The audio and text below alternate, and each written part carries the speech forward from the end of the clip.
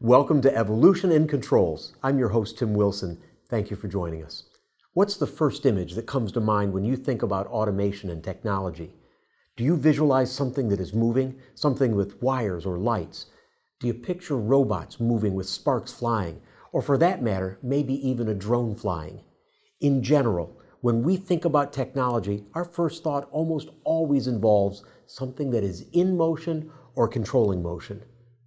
Well, sometimes our first thought can be a deceiving thought. Today, we're going to be talking about a technology product that has no lights, no electricity or electronics, and only moves when someone moves it. Despite this, it is a key element in our industrial technology framework in which we work. It provides the structure that supports those things we first think of when it comes to automation and technology. It literally is part of the framework. It's been a product that has been in the Bosch Rexroth portfolio for quite some time. That product is extruded aluminum structural framing. Marel has recently introduced this product exclusively in Indiana, and it is a new addition to the Marel portfolio. But it's not new to Bosch Rexroth. Here to help us understand the role that this product has played and will continue to play in our automation and technology world is Mr. Chad Johnson. He's the National Channel Manager for Bosch Rexroth's Assembly Technology Group. Chad, thank you for joining us. Thank you for having me, Tim. Let's start out by you telling us a little bit about yourself and how long you've been with Bosch and Rexroth. Yeah, absolutely. So I started with Bosch right out of school, but I was with some of the other divisions outside of the industrial division. So I worked for Power Tools and the automotive group, and I started full-time with Bosch Rexroth in 2018. And I've been with the Assembly Technology Group since 2020. All right. Well, you mentioned the Assembly Technology Group. Tell me a little bit about that. Does it have multiple products in it? It does, yes. So it has several groups. So I'll start with what we're going to talk about today. So it has the aluminum structural framing, the manual production systems, which complements the framing line. But in addition to that, we have the conveyance technology, our tightening tool technology, and some of our newer product groups, which include our AMRs. AMRs we'll talk about in a second, but conveyance system, that's conveyor systems? Is that what you mean by conveyance systems? Exactly, yes. So we have our twin strand conveyors, which has been in the market for quite some time, in addition to our chain link conveyors. So what we call our VariaFlow conveyors. And the AMRs that you're talking about, the AMRs are going to integrate with or be an element of a conveyance system, correct? Correct, yes. A lot of these technologies play together well in the manufacturing space, along with some of our other technologies on the linear side, as well as the AE, the drives and control side as well. Well, tell us a little bit about the extruded aluminum product. It's new to Marel here in Indiana, but it's not new to you guys, as I said in my intro. Give me a little history on it. Yeah, so the aluminum extrusion was developed in the 1970s internally, really, for use in our automotive production plants and on the automotive production lines. So they started to develop the technology internally for internal use, and over the years saw a need for it in the marketplace. So they decided to commercialize this in the late 70s, bring it to market, and then continue to expand on the technology. So their real interest at first was just to use in their automotive plants or their manufacturing plants, right? That is correct. There's a lot of different plants in Europe on the automotive side, and so they started developing this and scaling it across the different regions, and ended up commercializing it and bringing it out. What's the competitive marketplace look like? Is there one competitor? Are there dozens of competitors? Have you seen changes across the product line in that time? Yes. So over the years, with it being a long-standing technology and a mature product, there's stiff competition in the market. So we've seen a lot of competitors come into the space, whether it be large global competitors or some regionally focused competitors. In addition to that, we have several competitors that are specific in one area and niche of kind of our offering.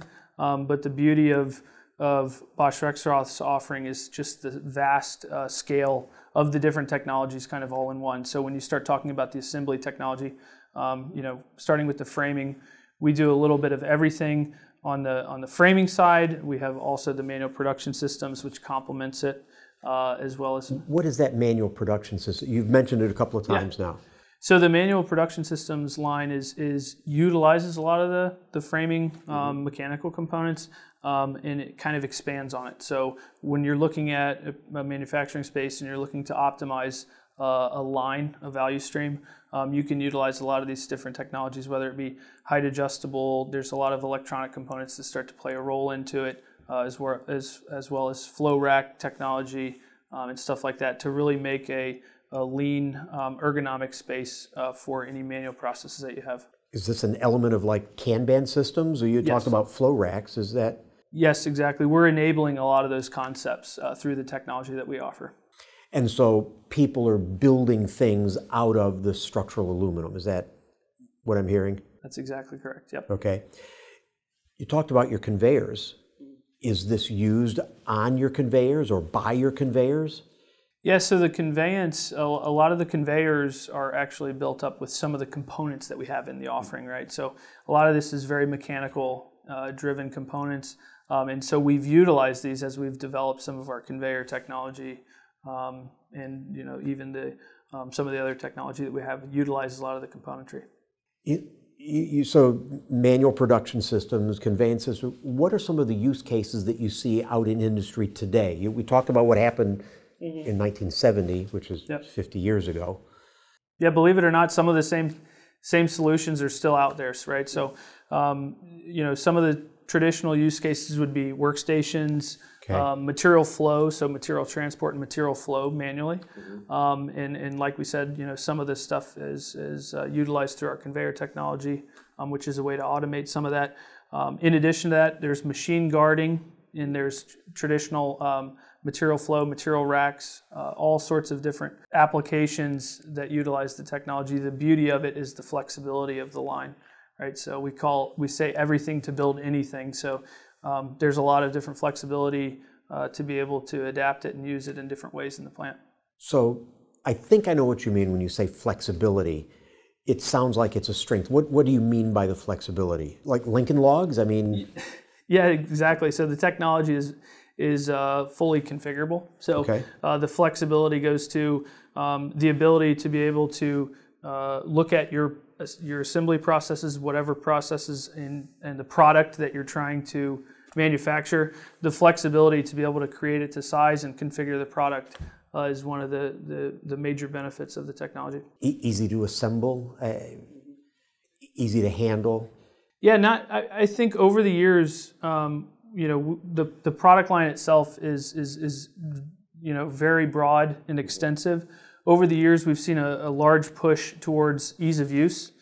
And when I say ease of use, I don't mean just the assembly side of it, but actually when you're designing the technology, right? So whether it's the software system that you're using to design it, or how you receive that information from a digital standpoint, and also how you get that solution set on the floor. Talk about the design tools. Are there tools? Is it design software? How do I do that? Yeah, so we have a couple different design tools for assembly technology specifically. One is our traditional long-standing software, standalone software called MT Pro, which is a very extensive software that includes our conveyance technology and our aluminum framing manual production systems. It's a full-scale software tool. What we've done recently is developed what we call Frame Pro, which is a plug-in software for some of the other CAD softwares that traditionally design engineers like to utilize. So the newer Frame Pro is actually a plug-in software that can be utilized in your traditional CAD environment that you prefer. And add on to AutoCAD or some other program. Inventor, SolidWorks, yep. And then you can design a system. Will it spit out a bill of materials then? It sure will, yes. It spits out a bill of materials. So there's a lot of functionality within the tool. The library of parts is in there, but also there's a lot of additional functionality that helps from the ease of use standpoint to be able to design efficiently and quickly, right? So they didn't have that tool around 50 years ago.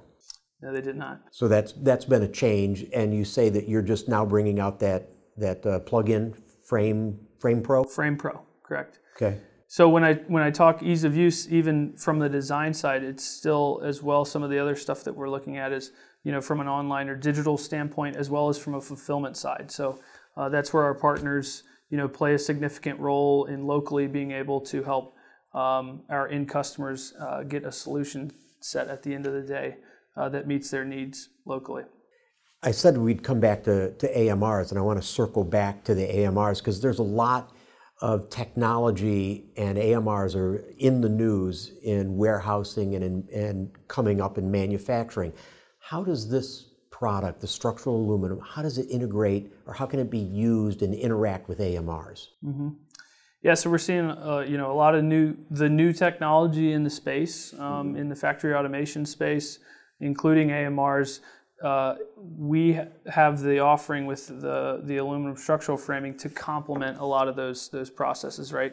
So you're making automated value streams through robotics, conveyance, whatever the case is. There's a lot of areas where the aluminum structural framing can play a role in that, whether it be the material rack systems that the AMRs are utilizing to move material. So it's going to, the rack, that's going to be something that the AMR picks up or tows or lifts.